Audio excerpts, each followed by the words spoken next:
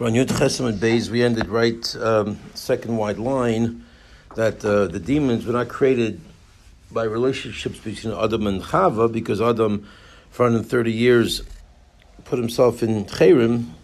He banished himself and separated from his wife, but rather from the unwanted zera that came out over the course of time from Adam is what produced these demons, different type of spiritual creations. So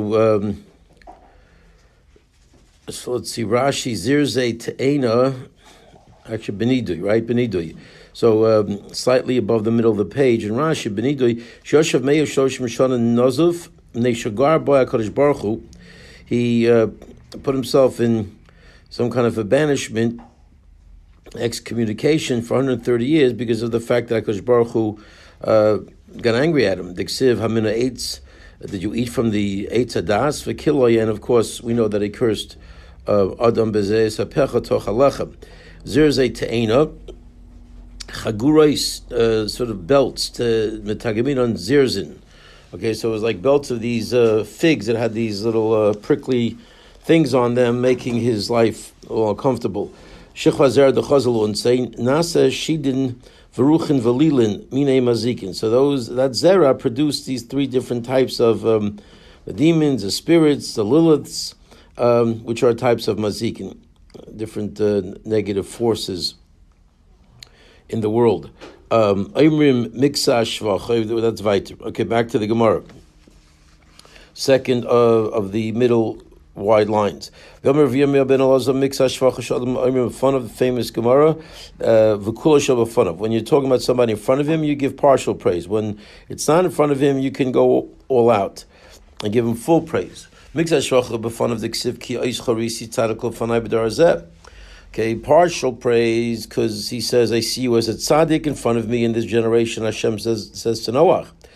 Kulay shaybefonav, but you can give full praise when he's not there. Diksiv nech ish tzaddik tamim hay b'darosav. He calls him a tzaddik tamim, a complete tzaddik, which is certainly a more all-encompassing expression than simply a tzaddik. So the fact that he says tzaddik tamim indicates that was not in front of him. That's the Torah talking about Noach, as opposed to Hashem saying directly to Noach, where he calls him a tzaddik. Okay. V'amar Yirmiyah ben Elazar, and again, these are all statements of the same Amoirus. That's why there's a, we go through these somehow somewhat disjointed different statements, but the common thread is that they were said by Yirmiyah, Rabbi Yirmiyah ben Elazar. My diksiv inei Allah zayis taraf b'fiyah. What does it mean that there was an olive branch, an olive leaf in its mouth? There was a message that the owner was delivering with this alei zayis. What was the message? Let my mizonos be as bitter as the olive and be given over to you, and I should rely on you for that mizonos. While you mesukin kedvash, and let it not be as sweet as honey, but dependent upon man. So even though Noach was a great tzaddik who was ready to be most nefesh for the animals, which he did the entire time in the teva, but still the message was better to be fed by Kodesh Baruch Hu. And would he know that the word taraf has a lashon of food, of being fed? Ksiv hacha taraf, ksiv hasam hachifenu lechem chuki. Feed me the bread that you've designated for me. So you see that the hatrifeni also is a expression referring to food. So that was the message that the Yonah was delivering. Rashi, b'fun of ksiv tzadik, shol b'fun of ksiv tzadik tamim. No, so one more up on top.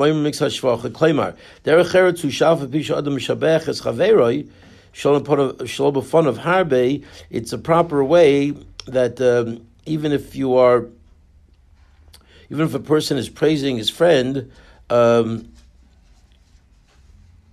Shlo b'fanav harbe, eimar b'shvach lefanav. Even though not in front of him, you can go out, all out, and heap the praises. B'fanav eimar b'shvach lefanav shenira kamachnif.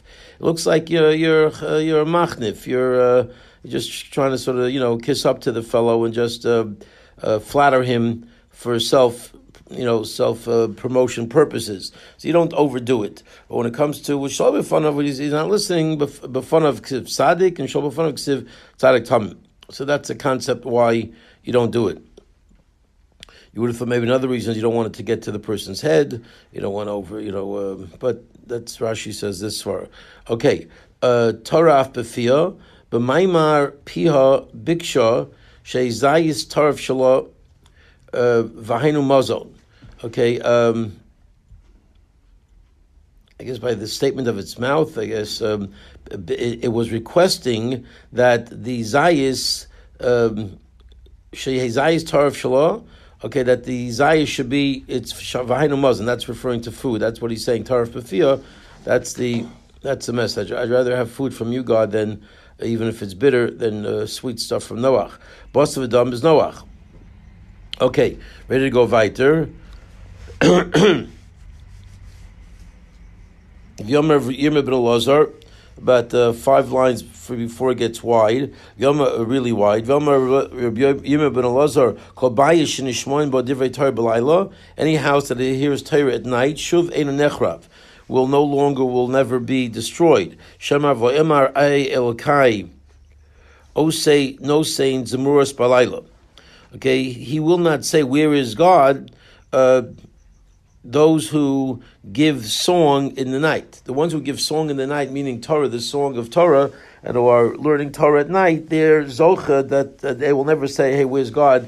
How could he have done this to me? Where are you, God, who's supposed to protect me? That won't happen. So you see, there's a tremendous chus of learning Torah at night, Rashi. Le'amar aye Elokai osi. Okay, where's the God who made me? He's not going to have to complain and wail and bemoan.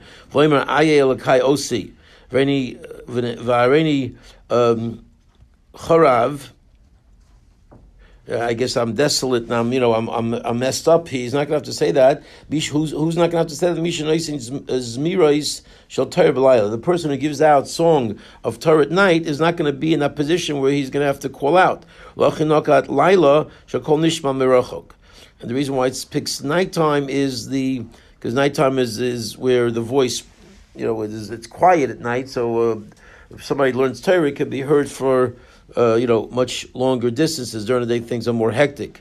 The famous Rambam talks about the importance of learning Torah at night because that's when we have the most time. Nowadays, night and day don't really make much difference in terms of time. I mean, with lights and electricity and technology, it's pretty much you can do the same thing, but still, it's a big schus to learn Torah at night. We don't do as much work at night. That's the one common thread. You have more time and should be using it for Torah, says the Rambam. Okay, Miyayim Shecharav, that's weiter. Back to the Gemara. V'yomar Rabbi Yirmeh ben Elazar, Miyayim Shecharav Beis HaMikdash Dayo La'olam Shishtamish B'shtei Osios. From the time that the Beis HaMikdash was destroyed, it's enough for the world to use only 2 letters of HaKadosh Baruch Hu, as opposed to the full Yud Kei Vav Kei. Shemar Kol HaNeshama Tahalel Ka Hallelu. See, we use the word ka as opposed to yud kei vav kei, and that's from the word that's based on the fact that the neshama also could be referring to neshama, destruction. And once the Beis HaMikdash is no longer here, then we don't call out with the same level of kedusha the name of Hashem. Okay, look at Rashi.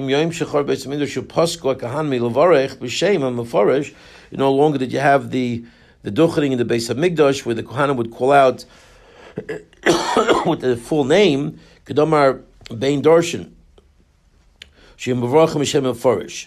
As we say in Perik Ein Darshan, Chagiga. Okay, that's what it seems. Okay, fine. So Dayo Li Olam Shishtamish B'Shem Ben Beis Elsios, that it's enough for us to use the Yud K as opposed to the Yud Kei Vav Kei, although we do say Yud Kei Vav Kei, but we don't say it out. Bein l'shvach lefonov, whether it be to praise HaKadosh Baruch Hu, bein levarich ish es chaveiro, whether it be to bless your friend, Iksiv Kol Neshama Talal Ka, Kleimar Zah Hashem, Shekol HaNeshama Kuloi Roi Lishtamish Boy. Okay, this is the name that all neshamas are fitting to use. Bichal, the Shem ben Arba Osios, the Shem Mefarish, Loi L'chol HaNeshama Nitain, Elokan Bavad. And the inference and the implication is that the Shem Mefarish, which was more than 4 letters, and the Yud Kei Vav Kei, Shem Hashem, those, not everybody could, it was not given to everybody. It wasn't given to Kol HaNeshama. That's Rashi's way of learning, that Kol HaNeshama Talka means when it's given over to the general population, then we're more limited. It was only given to the Kohanim, the Ksiv Levarech B'Shmoi, Ksiv B'Shmoi, Eshmi, V'Sam Eshmi Amyuchad Li. You place my name, which is Miyuchad to me, that's a Shem HaMefarish. Okay. Weiter. V'yoma Rabbi Yirmiyah ben Elazar, Miyom Shechar Beis Hamikdash, we did that. V'yoma Rabbi Yirmiyah, 3 lines from the bottom. V'yoma Rabbi Yirmiyah ben Elazar, Niskala Bavel, Niskala Shcheneha. Okay. When Bavel became cursed, its neighbors became cursed. Shomron, Niskala Shomron, but when the Shomron, the northern part of Eretz Yisrael, where the Malchei Yisrael were hanging out, when that became cursed, Nisbarchu Shechina, its neighbors were blessed, not cursed. Niskala Bavel, Niskala Shechina, when Bavel was cursed, so too were its neighbors. Iksiv Samti L'Moresh Kipud. V'yagmei Mayim. I will make it, the area around Bavel will make it for some kind of a place for wild animals, wild birds, and Agmei Mayim, different water holes or whatever, swampy areas. So let's see, right? Well, let's finish up. And on the other hand, if it's, when it comes to the Shomron, Niskala Shomron is Baruch Hu Shcheneha, the Ksiv V'samti Shomron La'ai Hasoda, L'mata'ai Korem.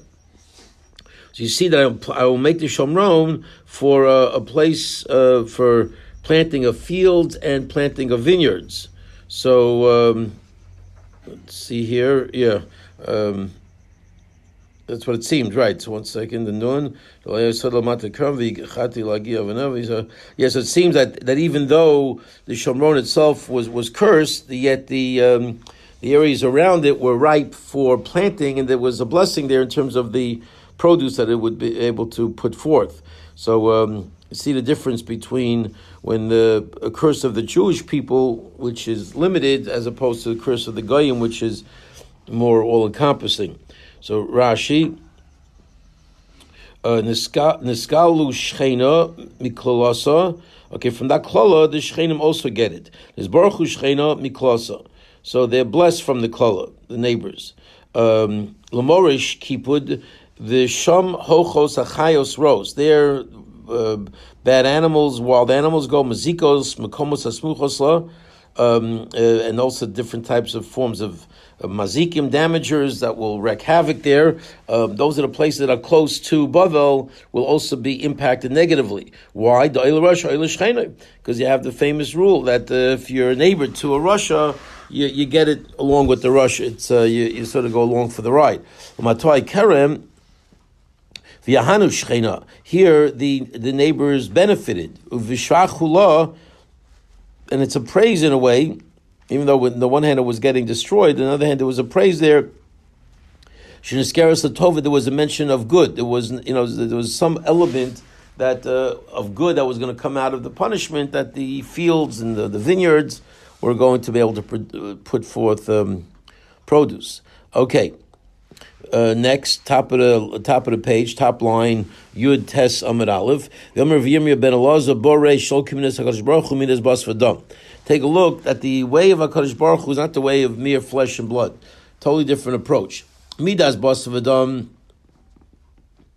Mischayev Adam Hariga L'Malchus. When the a flesh and blood sentences a person to the death penalty, matilambo chika l'torch piv. They put a piece of wood in his mouth, that he shouldn't spew forth any negativity and cursing, and who knows what the guy's going to say. So you shut him up with a piece of wood. However, Midas HaKadosh Baruch Hu, when it comes to somebody being put to death by the hands of HaKadosh Baruch Hu for transgressing the Torah and not merely going against a king, it's a whole different ballgame. Adam is chayv hariga. Person, again, it's rare, but if a person is getting the death penalty for an aver that they did, l'mokom mischayv hariga l'mokom shosek. There, the person's quiet, doesn't say anything, doesn't scream out at complaints, accepts the judgment because it's coming from Hashem. Shemar l'cha dumia tehila. To you the praise is silent praise. And not only that, not only is it silent, which is one virtue that the person doesn't call out complaining. He not only that, but there are many times that he actually praises the HaKadosh Baruch Hu for what's going on. Shemar Tila, because it calls it Tila. So Demiyah means silent, but Tila also means praise. So there are times that a person actually calls out in Shvach to HaKadosh Baruch Hu. Not only that, El Shadaim Lo Kilu Makriv Carbon. It's looked upon as a person is offering a sacrifice. Okay, he changes Shadaima Alav, Shema Alav Kilu Hikriv Carbon. So he sees himself as offering myself. I'm a sacrifice. I'm sacrificing myself to, atone for my sin. So he looks at it in on a higher level. That what's happening here is something that's actually important and will help him in the long run. He's offering a carbon to Hashem, himself. Shemar Uluchoy Shulam Neder. And to you I will pay back my vow, my oath that I gave to you. Okay, let's keep going. Hainu de Amar Rabbi Yeshua ben Levi, and this is what Rabbi Yeshua ben Levi said along these same lines. Ma'adik siv ovre be'emek habacha mayin shisu gam brachos yata mora. This is a pasuk. Where is the pasuk? Beis. It's a pasuk in Tilim. Okay, so those who pass by, the simple reading is basically those who pass by, the valley, the low valley, Mayin Shasu will put forth wells, will produce wells, and it will produce blessings at the time of the rain. Mora is the rain season, Yoro Malkosh. So. But that's the pasuk as it says. But now we're going to darshan it, what it really means. So Elu, now the Gemara is explaining what this means homiletically. Elu b'nei adam she'oivrin al r'tanan shel Kodesh Baruch Hu. The oivrei be'emek habacha are the ovri averes. Those people who do sins, are returned, and they go against the sin of the will of Kodesh Baruch Hu. Emek, what does that mean? Emek, over be'emek habacha, he says emek shemamikin lem gehenim. Okay, they get lower down. They lower gehenim for them and get them into a nice position of punishment because of the sins that they went against HaKadosh Baruch Hu. Habacha shabaychin umridim demos. Okay, they cry and they pour down tears from themselves in terms of recognizing what they've done wrong as they go into Gehenna. Kamayin shel shisin, okay, like the wells of Shisin, which was the place where they would pour out the place which gathered the liquid in the base of Migdash. So gam brachos yad tamora. Okay, they will pour down brachos yatamora. So what does that mean? Shematzikin alemas hadin, that they make brachos, meaning that they make the din of HaKadosh Baruch Hu righteous. They accept the din of HaKadosh Baruch Hu. V'yayim lefonov, and they say to HaKadosh Baruch Hu, Ribbon Shloim, Yofa danta, Yofa zechisa, Yofa chiyafta, V'yofa tikanta gehenim l'risham, gehenim l'tzadikim.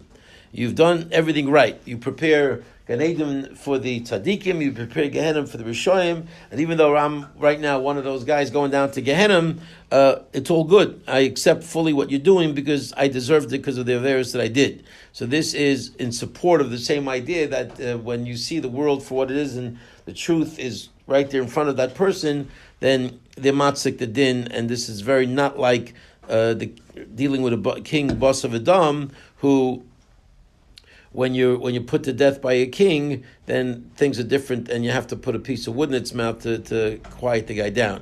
Okay, let's catch up on the Rashi's here. We did that. Chika eitz sheposeyach piv sheyuchel daber. It's a piece of wood that opens the mouth that he can't speak because you can't close the mouth. If you can't close your mouth, you can't speak. Hakol sheis can connect on. Everyone is quiet in when facing HaKadosh Baruch Hu. So maybe it doesn't only mean I said it before about Mises Bezdin. It could be just death. When the person goes and faces the ultimate judgment, it's the same thing. Doesn't necessarily mean. It doesn't have to mean only Mises Bezdin. Okay, Shadoim love noticeably Yisurim Shabakal Me'ava. HaKadosh Baruch Hu gives a person punishment that he accepts with love. He doesn't complain. Okay, that silence, that through all his difficulties, accepting the difficulty, and he's not complaining about it. It appears to that person as if I'm paying back a debt that I owe to HaKadosh Baruch Hu, and that's very different than Bas of Adam. Mayin shisuhu, kamayin shel shisin. It's like the springs of shisin. Nekev shebinyan mizbeach. It was a hole that was in the structure of the mizbeach. Shenisu chayayin shel safol miyori letocho kol hashana. When they would pour out the libations on the mizbeach, it would go through and go out through this shisin, through this sort of a hole that went through the ground and out. Like we learned in Masechet Sukkah. Okay, Hapoishim B. Is that weiter? Seems that way. Yeah. Okay. Fine. So right now we've said two different sources that in the next world people accept the din, and when it comes to Bas of Adam, it's very different. But now the Gemara is going to attack. Ain't he? Is that really the case? That Rishon Lakish, or that the Gemara in general, I think one of these is Yeshua ben Levi. Okay, really, is that really the pshad? Ain't if Amar Yeshua ben Lakish, Rishon Afil Pischa Shel Gehenim Einam Chozim B'Shuva. What do you do with the famous statement of Rishon ben Lakish that says that when it comes to Rishayim, even at the doorway of Gehenim, they don't do tshuva. They don't recognize that they did wrong. It seems to be, again, diametrically opposed to what we just said, now that they do recognize their wrongdoing. Shemar, the Eitzuv Ro, figure in Shema Paishim Bi. They go out and they see the dead carcasses of those who Haposhim Bi, that sin against me. It doesn't say they sinned against me, which would imply past tense that they sinned, but now they're not sinners anymore because they recognize that they did something wrong. Okay, but it sounds like they're sinners still. That they forever hold on to their sin, maintaining that they don't care. They did the right. They did what they wanted to do, and they didn't care that it's against the HaKadosh Baruch Hu. So what's going on? How do you tell me that in the next world they recognize the truth when it seems from Rish Lakish that they stay exactly entrenched into their present position? To which the Gemara says, "Lo kasha haba paishi Yisrael haba paishi avichavim." Okay, it depends. Is it goyim or is it Jews? If it's paishi Yisrael, then they do recognize. And they do see the truth. If it's a paisha of the chavim, that's a different story. I'll even bring a ride. You have to make this distinction. Otherwise, within Rosh Lakish himself, you're going to have a contradiction. The Rosh Lakish, because Rosh Lakish says, paisha Yisrael ein or gehenim sholtas behen. Paisha Yisrael, the fires of Gehenna don't stay, clinging to them, and it's not shayler over them. It doesn't totally devour them. Kavachem Mizbeach. It's a kavachem from the Mizbeach. Mizbeach Hazor, from the golden altar that we had inside the Kodshim. What's a kavachem? Ma Mizbeach Hazor, Shein Alav Elo Koivei Diner Zahav. If the golden altar, which only had a very thin layer of gold, like a dinner's worth, Amad Kamashon V'Sholta Ba'or, right? You burnt the incense there, you burnt things there, and yet the fire had no impact over that golden layer. Poish Yisrael, so sinners that of Klal Yisrael, these are the Jewish sinners, Shemalein mitzvahs krimo, that despite their averos, the Poish Yisrael, yet they still have many mitzvahs. Any Jew does good things, and you're never going to find a Jew that still doesn't have a lot of mitzvahs like a pomegranate, like the seeds of a pomegranate. Shemar kapelach yimarakoseich. Your temples are like the layers of a pomegranate. And what does that mean? Rakoseich. Al tikra rakoseich elo reikoseich. Your empty ones. Shafilu ikonim shabach mleim mitzvos. Krimo. And even the empty ones are full of mitzvos.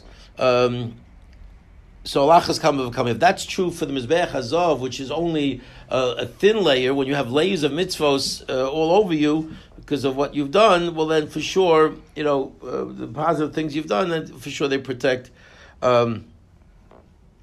Jews. So here, unlike some of the speeches we heard on the, maybe you shouldn't have heard on the on YouTube yesterday, putting Jews down. Here you see that even the Poish Yisrael, even Jews who are not living maybe exactly the right lifestyle, still the view is that they have a lot of positive things going for them, and they shouldn't be put down, especially not after death. Okay, but we won't go there. Okay. So let's see here. Rashi, a few Rashis here. L'chodumia, we did that. What? Aposhim. What? L'chod Yishom Neden, right? No, we did that. Haposhim be, right? Yeah. Okay, Haposhim be. So Haposhim be Adayin. They're still sinners now. Afil b'shas tola'asam v'osham. Even at the time of their bad behavior and their sins, they're still sinners. Meaning that they don't change. They're in the same state they were before. Okay, so the answer was there's a difference between Peish Yisrael versus non-Peish Yisrael. The Imkain, the Hadar Shlokish B'Posh Yisrael Mukila Lahai Krab, okay, because otherwise you're going to have a stira. The Hadar Shlokish B'Posh Yisrael Mukila Lahai Krab Diksiv Asham Lo Sichbe Kasha Didei Adidei. Right? If you don't learn the way we just said you have to learn,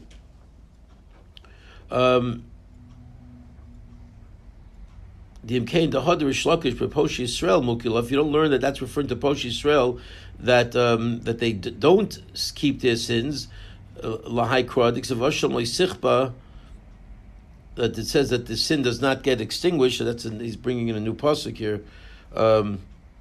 We didn't see this pasuk. Kasha Dei Dei would be a steer from one to the other. So in order to maybe Rish Lakish there brings this pasuk.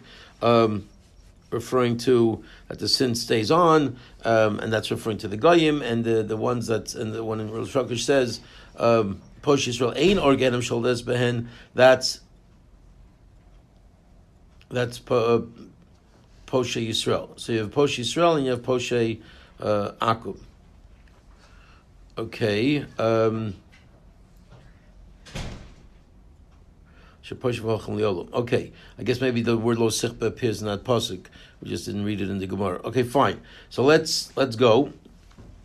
It's the third wide line of the Gemara. Elohadik siv oivrei be'emek habacha. What about that which it says that they pass by the emek habacha, the low valley?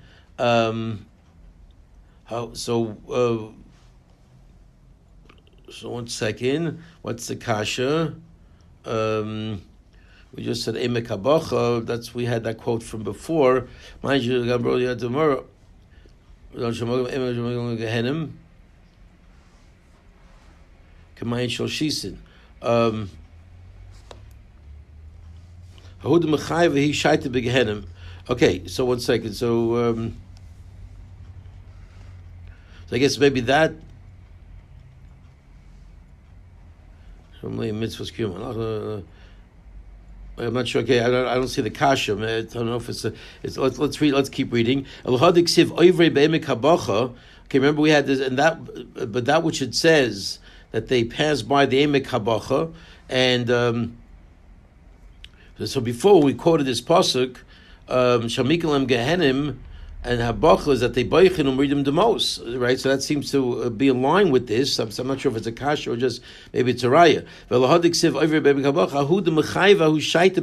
that means is that they pass by in that moment. I mean, I guess he's trying to, maybe he's asking, it sounds like there's no Gehenim at all. Like it sounds like from the words Ein Gehenim Sholetes Behen, that maybe they don't have it at all. The answer, they do have it at all, because they do go into the Emek HaBacha. They do go down to that valley which is referencing Gehenim.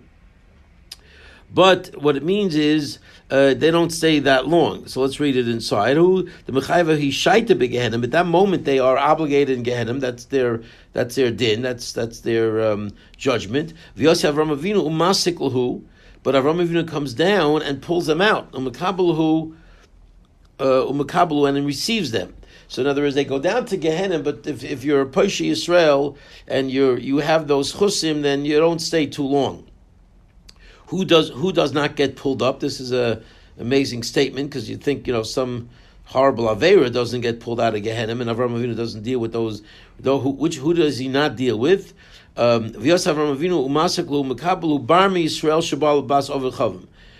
one that he does not pull out is the Jew who lives with a Gentile woman. The moshche or loso, because she pulls the foreskin. Lo Mavashkirle, okay, and he does not recognize because of the fact that the foreskin is pulled over. I guess I don't know that the Gentile women like that, or maybe it's a euphemistic expression that you live with a Gentile, so you didn't care about your foreskin. But bottom line is, because the foreskin looks like a goyish foreskin, because it's pulled back, it's pulled over the aver. So Avram Avinu does not recognize who you are and leaves you down there. So what an amazing statement, because as Averas go, obviously living with a Gentile is not a great thing to do, obviously, but you don't see it as one of the big super Averas, but yet seems to be quite serious over here. Avram Avinu is leaving you down in Gehenim to burn.